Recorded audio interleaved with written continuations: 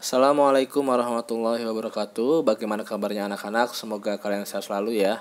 Baik, kali ini saya akan menjelaskan materi mengenai bumi dan antariksa. Oke, sebelum kita masuk materi, silahkan kalian tebak ya, ini gambar apa? Nah, ini gambar planet apa? Kemudian, ini merupakan fenomena apa? Dan yang terakhir, ini merupakan planet apa? Silahkan kalian jawab di kolom komentar. Baiklah, kita masuk ke materi bumi ya tentunya. Oke, berbicara tentang bumi, mungkin kalian tidak asing lagi ya. Ya, memang tidak asing karena kita ini sekarang berada tinggal di bumi. Nah, bumi ini merupakan bagian dari tata surya, yang mana pusat dari tata surya itu adalah matahari. Nah, jadi di tata surya itu tidak hanya bumi saja ya, banyak ada beberapa planet lainnya. Ada 8 total termasuk dengan bumi. Nah, di pusat tata surya, bumi itu merupakan urutan yang ketiga. Dan juga ada lagi nih planet yang lebih besar dibandingkan bumi seperti Jupiter, Saturnus, Uranus, Neptunus. Nah, itu seputar tentang bumi.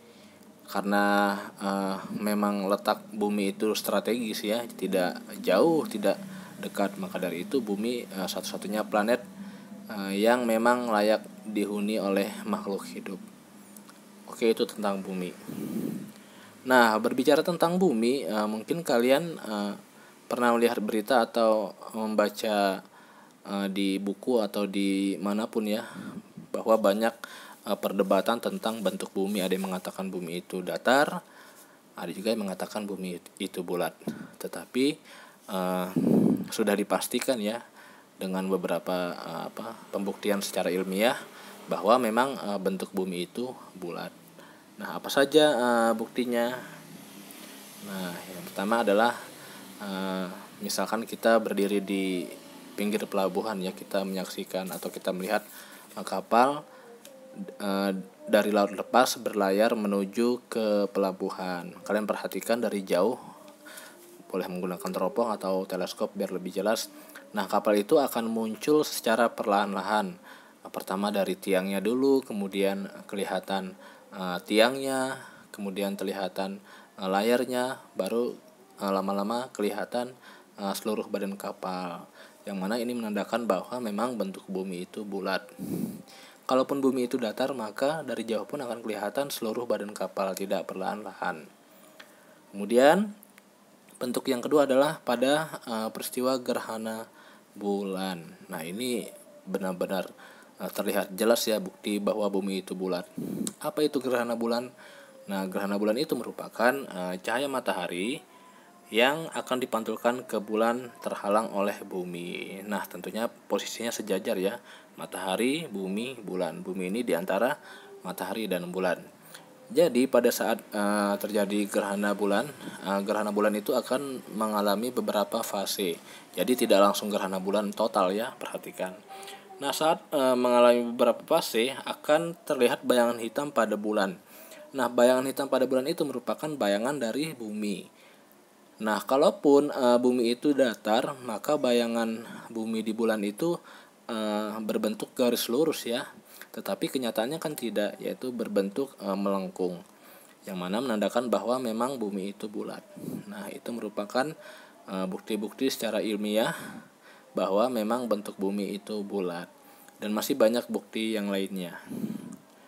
Oke, jadi kesimpulannya bahwa memang bumi itu bulat ya, tetapi pada ujung-ujungnya atau pada kutub utara atau selatan pepat atau mendatar.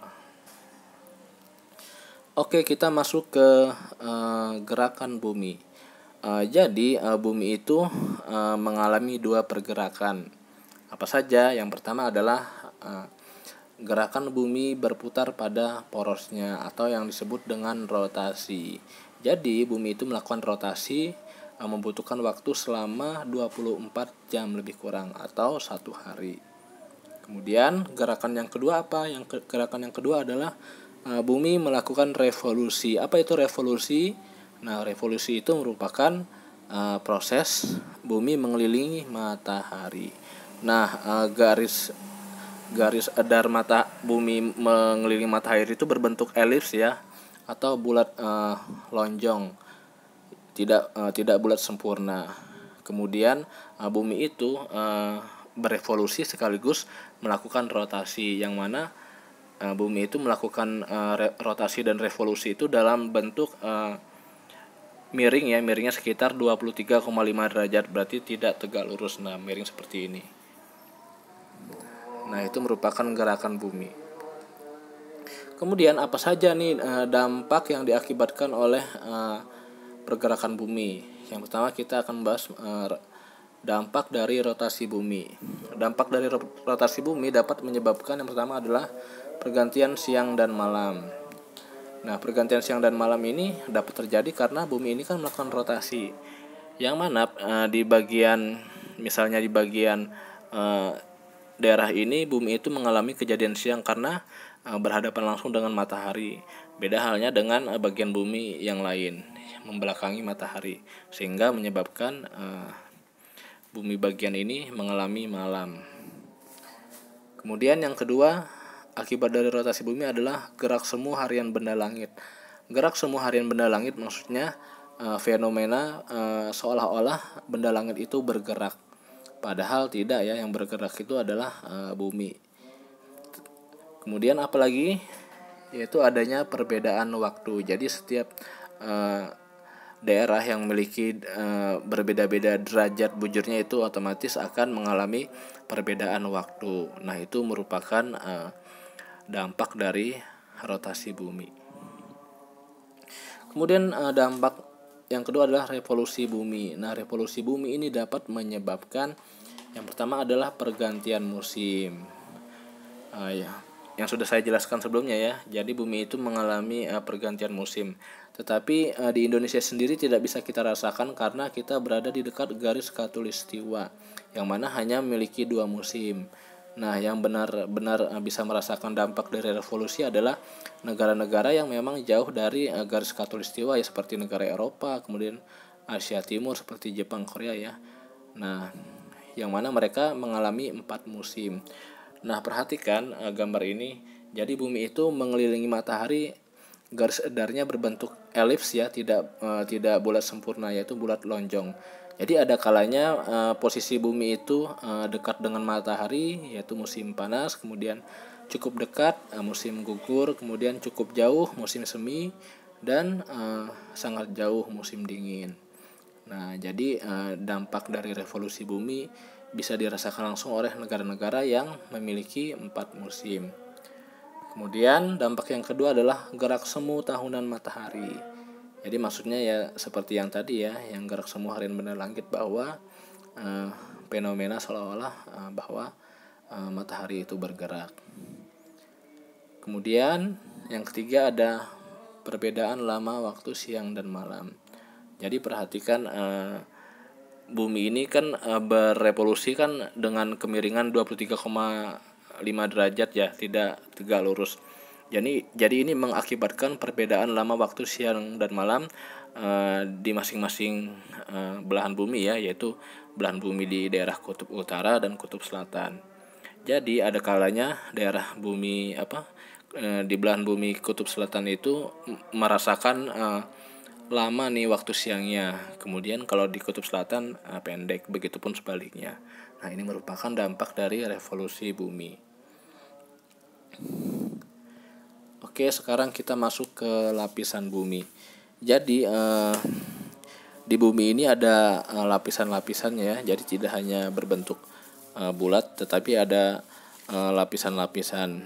Nah, yang pertama adalah lapisan bumi berdasarkan komposisi, yaitu yang pertama adalah kerak bumi. Apa itu kerak bumi? Kerak bumi merupakan lapisan terluar dari bumi yang mana terbagi lagi atas kerak samudra dan kerak benua. Nah, kerak samudra ini memiliki ketebalan sekitar 5-10 km. Sedangkan kerak benua mempunyai ketebalan 20-70 km. Kemudian apalagi, yaitu mantel bumi. Mantel bumi merupakan batuan yang mengandung magnesium dan silikon ya. Nah, mantel bumi ini terletak di antara kerak bumi dan inti bumi. Kemudian suhu pada bagian mantel bumi ini sangat panas ya, sekitar 1500 derajat Celcius. Jadi bisa kita bayangkan ya, begitu panasnya mantel bumi. Oke, sekarang kita masuk ke inti bumi. Nah, inti bumi ini dibagi lagi menjadi dua, yaitu inti luar dan inti dalam. Lapisan inti luar ini tebalnya sekitar 2000 km ya, dan suhunya mencapai 2200 derajat Celcius. Ternyata lebih panas lagi ya dibandingkan lapisan mantel bumi. Nah, kemudian selain ada inti luar, ada inti dalam yang mana merupakan pusat bumi ya. Nah, inti dalam ini berbentuk bola dengan diameter 2700 km. Nah, suhunya lebih panas lagi nih, yaitu 4500 derajat Celcius. Jadi suhu terpanas di bumi, di bagian bumi ini ya bagian inti dalam ya, sekitar 4500 derajat Celcius. Oke, sekarang kita masuk ke lapisan bumi berdasarkan proses terbentuknya ya. Nah, bumi ini terbentuk dari 3 lapisan secara garis besar. Yang pertama ada atmosfer. Apa itu atmosfer? Atmosfer merupakan lapisan udara atau gas yang berlapis-lapis yang menyelubungi bumi. Nah, di atmosfer itu banyak berbagai jenis gas ya, ada karbon dioksida, hidrogen, oksigen, dan lain sebagainya. Itu untuk atmosfer. Kemudian ada lagi hidrosfer. Apa itu hidrosfer? Nah, hidrosfer itu merupakan semua bentuk air yang ada di muka bumi, dimulai dari sungai, rawa, danau, samudra, lautan. Nah, yang paling luas adalah samudra. Jadi sekitar 71% permukaan bumi adalah air. Kemudian ada litosfer. Litosfer adalah lapisan kulit bumi yang terluar, berupa batuan padat yang tebalnya sekitar 50-100 km. Jadi bagian dari susunan litosfer ini merupakan batuan padat ya, atau tanah lah bumi yang kita injak.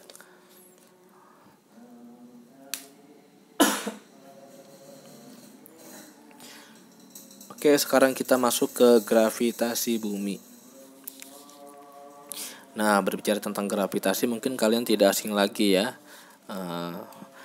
Jadi gravitasi itu merupakan gaya tarik-menarik yang terjadi di antara semua benda yang mempunyai massa di alam semesta ini.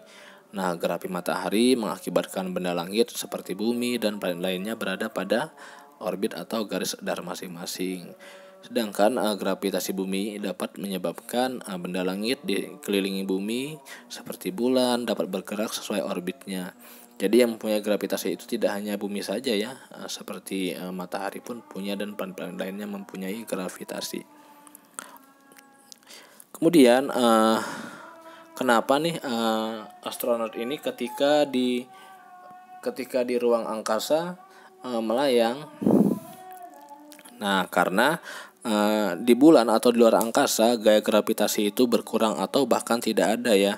Nah, sehingga ketika gaya gravitasinya hilang, maka beratnya sama dengan 0. Nah, ini yang menyebabkan bahwa astronot itu melayang. Kemudian kenapa kalau di bumi itu setiap benda yang dilemparkan ke atas itu jatuh lagi ke bawah? Ya karena ini merupakan sifat dari gaya gravitasi ya, bahwa selain dengan adanya gaya gravitasi dapat menarik benda, yang mana sifat gaya gravitasi yang arahnya selalu ke arah pusat bumi, yaitu ke bawah. Makanya ya kalau benda yang mempunyai massa akan terpengaruh oleh gaya gravitasi, dan kalau dilempar ke atas akan jatuh ke bawah. Itu mengenai gravitasi bumi.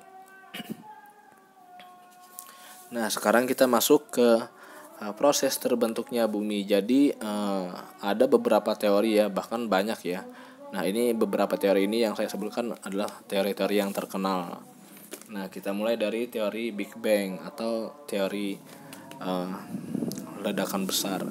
Nah, secara singkat saya jelaskan bahwa proses terbentuknya bumi berdasarkan teori Big Bang, bahwa jagat raya itu terbentuk dari ledakan dahsyat yang terjadi miliaran tahun lalu. Nah, akibat ledakan dahsyat tersebut, materi-materi dengan jumlah yang sangat banyak terlempar nih ke segala penjuru alam semesta. Kemudian materi-materi tadi yang terlempar mengalami kondensasi atau pendinginan sehingga membentuk gumpalan-gumpalan yang mendingin dan memadat. Nah, gumpalan-gumpalan inilah yang membentuk planet-planet, bintang-bintang, asteroid dan lain sebagainya. Nah, ini merupakan proses terbentuknya berdasarkan teori Big Bang ya, atau ledakan besar. Kemudian ada teori planetesimal yang ini. Nah, kalau berdasarkan teori planetesimal bahwa pada mulanya terdapat matahari asal atau matahari utama yang ini ya. Nah, yang tanda panah ini merupakan sebuah benda atau sebuah bintang besar juga yang mendekati matahari asal sehingga terjadi gaya tarik menarik di antara keduanya. Nah, akibat mereka saling tarik menarik sehingga benturan tidak dapat dihindari lagi ya, sehingga akibat dari benturan itu terjadi ledakan besar juga. Nah, gas yang meledak ini keluar dari atmosfer matahari asal tadi, kemudian mengembun dan membeku sebagai benda-benda planet dan disebut planetesimal. Kemudian ada teori kabut, ada teori dan lain sebagainya ya, banyak. Tetapi saya ambil garis kesimpulan bahwa teori-teori tadi memang memiliki kemiripan ya untuk proses terbentuknya bumi, dimulai dari ledakan besar, kemudian dari ledakan itu akan keluar materi-materinya berserakan ya, material berserakan, kemudian material itu mengalami proses kondensasi atau pendinginan, yang mana itu merupakan cikal bakal dari planet-planet termasuk bumi yang kita huni sekarang. Nah, itu kira-kira tentang proses terbentuknya bumi. Oke, sekarang kita masuk ke tata surya ya. Kalian juga mungkin tidak asing lagi ya dengan istilah tata surya. Ya, jadi tata surya itu merupakan salah satu sudut kecil ya yang berada di alam semesta. Jadi masih sangat luas sekali alam semesta ini ya. Tidak hanya tata surya, masih banyak yang lainnya. Nah, jadi apa itu tata surya? Jadi tata surya ini merupakan tata surya merupakan kumpulan dari beberapa benda langit yang terdiri dari bintang besar. Nah, bintang besar di sini maksudnya adalah matahari, yang mana matahari sebagai pusatnya, serta semua benda yang terikat dengan gaya gravitasinya. Nah, benda-benda tersebut termasuk bumi ya, dan planet-planet lainnya itu mengitari matahari. Nah, jadi planet di tata surya sudah saya singgung di awal berjumlah 8. Kalau dulunya 9 ya, termasuk Pluto, tapi karena ada beberapa syarat yang tidak terpenuhi, maka Pluto dikeluarkan dari planet. Nah, berbicara tentang tata surya, bahwa ada dua paham nih yang berhubungan dengan tata surya. Yang pertama adalah paham geosentris, yang mana paham ini dikemukakan oleh Claudius ya sekitar tahun 150 Masehi. Kita masih belum lahir ya, ini sangat lama sekali. Nah, menurut paham ini bumi merupakan pusat dari jagat raya, baik itu bulan, matahari, dan benda langit lainnya itu berputar mengelilingi bumi. Nah, itu menurut paham Claudius. Kemudian barulah pada abad ke-16 atau 15 maksudnya, tahun 1500, berarti sangat lama sekali ya. Nah, selama rentang waktu itu berarti orang percaya bahwa memang bumi itu pusat tata surya. Tetapi pada abad ke-15 ini terjadilah revolusi ilmiah besar-besaran, yang mana yang dilakukan oleh Kopernikus dengan paham barunya, yaitu paham heliosentris. Nah, yang ini geosentris, yang ini heliosentris ya, Kopernikus. Yang mana Kopernikus mengatakan bahwa pusat dari tata surya ini bukanlah bumi melainkan matahari, yang mana bumi maupun planet-planet lainnya itu bergerak mengelilingi matahari, bukan matahari mengelilingi bumi. Nah, pendapat Kopernikus ini diperkuat oleh pendapat Johannes Kepler ya, yang mana dalam gagasannya atau biasa disebut dengan hukum Kepler 1, 2, dan 3, yang mana dalam hukum Kepler 1, 2, 3 menjelaskan bahwa ya memang bumi itu mengelilingi matahari, dan matahari itu merupakan pusat dari tata surya. Nah, di tahun yang sama seorang penemu bernama Galileo Galilei ya, kalian mungkin tidak asing lagi. Galileo ini menemukan alat yang namanya teleskop. Kemudian dari hasil pengamatan Galileo dengan teleskopnya itu Ia menarik kesimpulan bahwa memang pendapat Kopernikus atau paham heliosentris bahwa memang pusat dari antariksa ini adalah matahari ya. Nah, bumi dan planet lainnya itu sebenarnya yang mengelilingi matahari. Nah, dengan adanya dari pendapat Galileo kemudian Johannes Kepler menetapkan bahwa memang pusat dari tata surya itu adalah matahari, dan pendapat ini bertahan hingga sampai saat ini. Nah, itu kira-kira tentang tata surya. Oke, selanjutnya kita masuk fenomena gerhana. Yang mana fenomena gerhana ini terjadi di bumi ya. Nah, gerhana ini dibagi menjadi dua, yaitu gerhana matahari dan gerhana bulan. Apa itu gerhana? Jadi secara garis besar, gerhana itu merupakan penggelapan cahaya dari suatu benda langit oleh benda langit lainnya. Nah, pada saat benda langit menerima cahaya dari matahari, benda-benda itu akan membentuk bayang-bayang kerucut yang memanjang menjauhi matahari ini, maksudnya bayang-bayang ini ya, yang kerucut. Nah, daerah bayang-bayang yang paling gelap ini ya, dinamakan umbra, sedangkan daerah bayang-bayang yang samar-samar itu dinamakan penumbra ya. Yang samar ini adalah penumbra, sedangkan yang gelap ini merupakan umbra. Kemudian apa itu gerhana matahari, apa itu gerhana bulan? Oke, kita akan bahas gerhana bulan. Jadi secara singkat saya jelaskan, gerhana matahari merupakan cahaya matahari yang akan dipantulkan ke bumi ini terhalang oleh bulan, yang mana posisi matahari, bulan, dan bumi ini sejajar ya, dan tentunya posisi bulan di antara matahari dan bumi. Nah, cahaya matahari ini yang akan dipantulkan ke bumi ini terhalang oleh bulan, sehingga di situ terjadi yang namanya gerhana matahari. Nah, kalau gerhana bulan kebalikannya ya, posisi sejajar juga garis lurus, yaitu posisinya matahari, bumi, dan bulan, yang mana cahaya matahari ini yang akan dipantulkan ke bulan terhalang oleh bumi. Nah, disitulah terjadi yang namanya gerhana bulan. Oke, mungkin hanya itu sekilas materi tentang bumi ya. Apabila ada yang kurang paham, nanti bisa diketik di kolom komentar. Saya akhiri. Assalamualaikum warahmatullahi wabarakatuh.